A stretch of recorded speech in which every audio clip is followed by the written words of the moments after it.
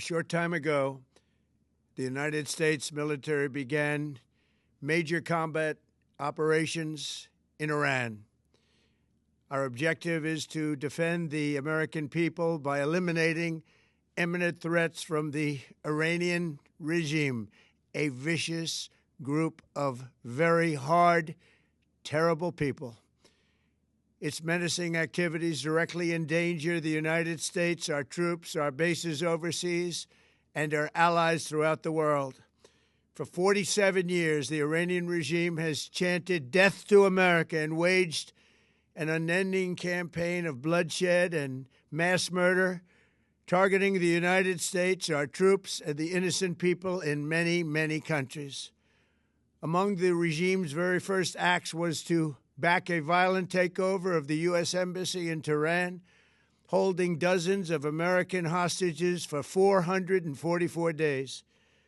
In 1983, Iran's proxies carried out the Marine barracks bombing in Beirut that killed 241 American military personnel.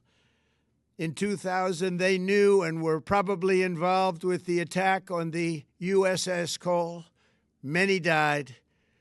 Iranian forces killed and maimed hundreds of American service members in Iraq. The regime's proxies have continued to launch countless attacks against American forces stationed in the Middle East in recent years, as well as U.S. naval and commercial vessels in international shipping lanes. It's been mass terror, and we're not going to put up with it any longer. From Lebanon to Yemen and Syria to Iraq, the regime has armed, trained, and funded terrorist militias that have soaked the earth with blood and guts.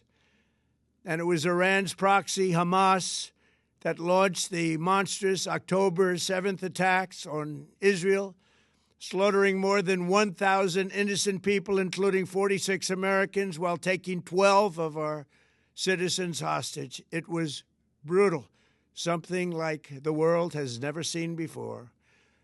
Iran is the world's #1 state sponsor of terror and just recently killed tens of thousands of its own citizens on the street as they protested. It has always been the policy of the United States, in particular, my administration, that this terrorist regime can never have a nuclear weapon.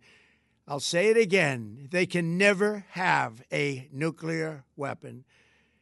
That is why in Operation Midnight Hammer last June, we obliterated the regime's nuclear program at Fordow, Natanz, and Isfahan. After that attack, we warned them never to resume their malicious pursuit of nuclear weapons, and we sought repeatedly to make a deal. We tried. They wanted to do it. They didn't want to do it. Again, they wanted to do it. They didn't want to do it. They didn't know what was happening. They just wanted to practice evil. But Iran refused, just as it has for decades and decades. They've rejected every opportunity to renounce their nuclear ambitions, and we can't take it anymore.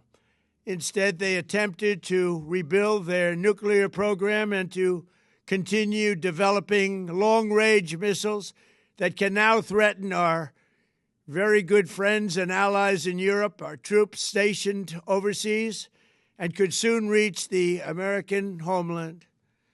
Just imagine how emboldened this regime would be if they ever had and actually were armed with nuclear weapons as a means to deliver their message. For these reasons, the United States military is undertaking a massive and ongoing operation to prevent this very wicked, radical dictatorship from threatening America and our core national security interests. We are going to destroy their missiles and raise their missile industry to the ground. It will be totally, again, obliterated.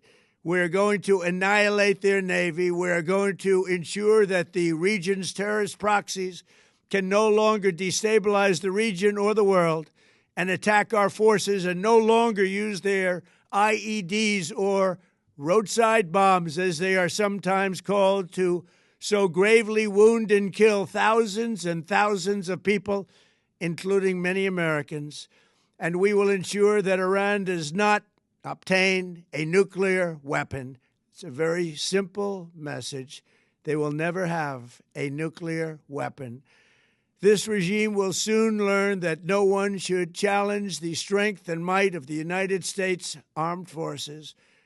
I built and rebuilt our military in my first administration, and there is no military on earth even close to its power, strength, or sophistication.